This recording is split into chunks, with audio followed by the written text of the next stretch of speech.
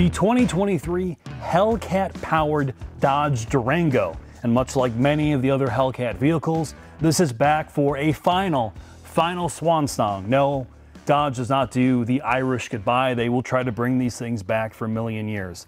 That said, apparently in 2023, these are all going away, and that's not something to be celebrated because honestly, despite all of the memes and some of the displeasure people have towards Dodge owners and Dodge vehicles, these are very special cars. And honestly, the Dodge Durango Hellcat is my favorite three-row SUV. And you're gonna ask why? Well, we're gonna explain how it drives in our driving segment of this video, but I'm gonna briefly explain what this thing's like to live with and walk you through some of the mechanical bits, as we've already done an extensive video on this car when it was released in 2021.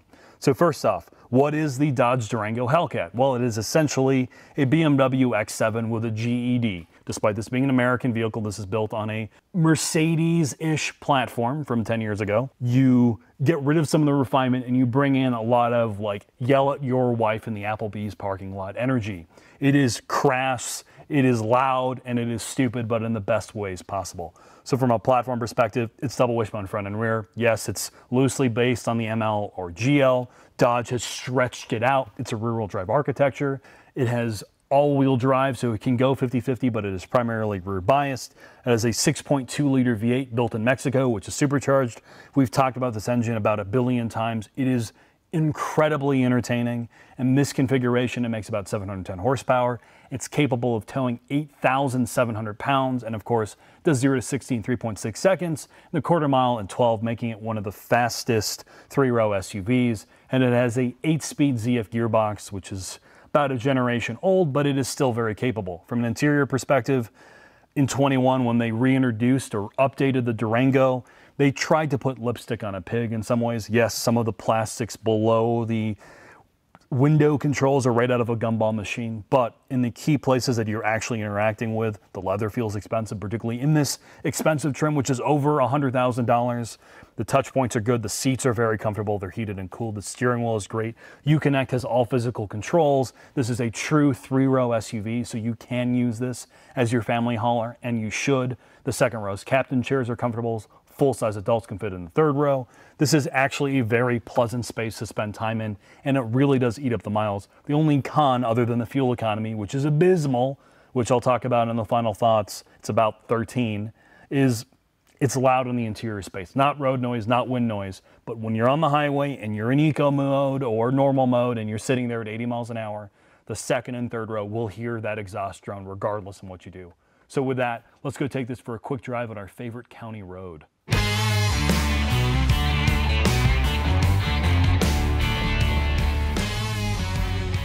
This is the perfect scenario, Mark, for the Hellcat Durango. It's raining, it's inclement weather. I get to show you an all-wheel drive launch.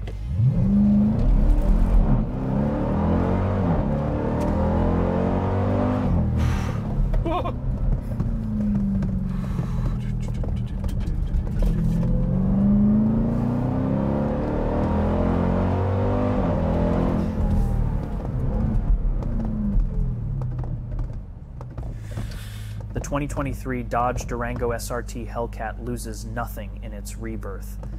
The 2023 Dodge Durango SRT Hellcat remains Dodge to its core, starting under the hood where the heart of a Hellcat continues to beat.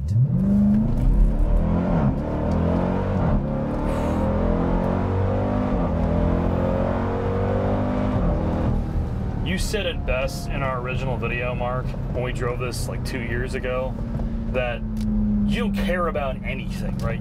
All the deficiencies, the fact that this is on an old Durango and all your preconceived notions of the brand disappear. When you finally get to let it loose, you've dropped little Timmy off and Sally, or you've made the school run, or you've towed your boat.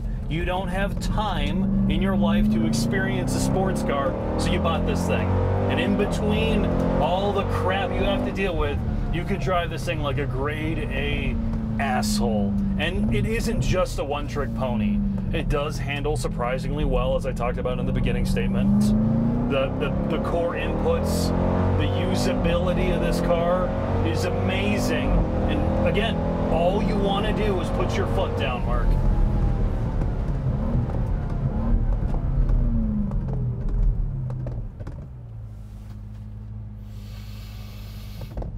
In 2022, the Dodge brand ranked #1 in the J.D. Power Appeal study, making it the only domestic brand ever to do so 3 years in a row.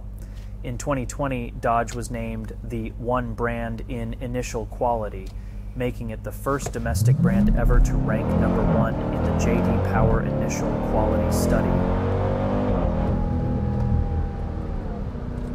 And the thing I have worries about with this brand is so much of their identity, some of the humorous side, right? We've talked about it in all of our other videos, despite what our reps may think.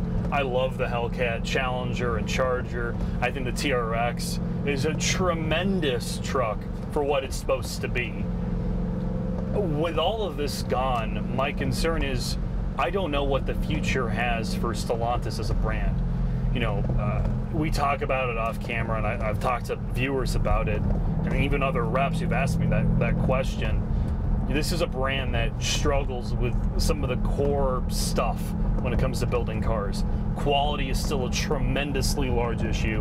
Then they're moving into EVs with all this baggage associated with street takeovers and crime and theft and high insurance rates. And you combine that now with them moving into, for them, an unproven technology with EV stuff. They have their Daytona prototype and all that other fun stuff. I don't know what they do, and it concerns me because I do think, some of their products are excellent. I mean, Mark, now that you step out of AI mode, what do you want to say honestly about this? And how much is this thing? $108,000.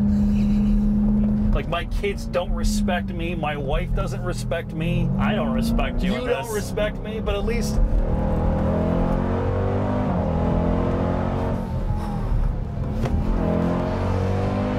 Yeah! Let's get into final thoughts, Mark. Final thoughts on the Dodge Durango Hellcat.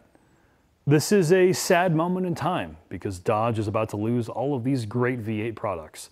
And in 5 to 10 years, when we're looking back on these things with rose-colored glasses, we're going to have a lot of positive things to say in a way that we will not remember things like MDX's Type S's, X7 3-rows, or Cayennes. These things have character in a way that none of those vehicles do. You just have to accept some of the inherent cons of a vehicle like this. No miles per gallon, some Dodge dealership issues, and of course, all the things we talked about in the beginning. And it does have me concerned for the Dodge brand as a whole because this is what they built their identity on in the last 10 years. Loud, ridiculous, entertaining vehicles that they can't build anymore due to government regulations and all that other fun stuff. And in the future, when Dodge is going to build EVs like everybody else, I don't know what they're going to do as a brand because sooner or later, everything's going to be fast. Everything can obliterate its tires. So they as a brand are going to have to figure out how to recreate some of the specialness in a more commodity EV product. With that, thanks for watching and I hope to see you soon.